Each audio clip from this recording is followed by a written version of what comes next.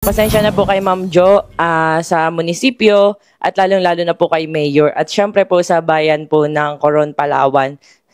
Sorry po talaga na parang pinost ko na never again Coron, hindi ko po sinasadya na i-generalize po kayo. Kami po ay nagpapakababa sa inyong lahat na susubukan po namin na baguhin kung ano man po yung pagkakamali namin, kung sumobra man po kami. At tingin po namin na ito po ay magiging lesson sa amin as a team.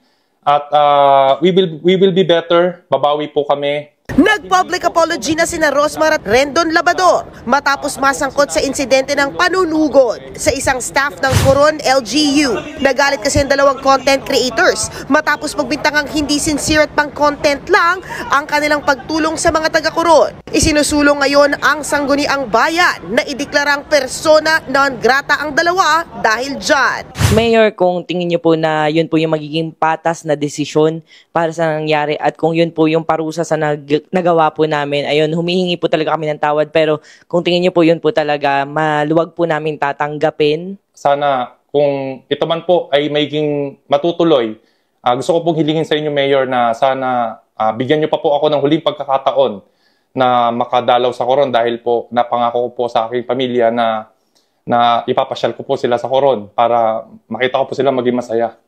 So yun, Mayor. Maraming salamat po. Public apology naman ng demand ni Christian Bables sa isang pet crematorium na tinrato raw na parang basura ang namatay niyang aso.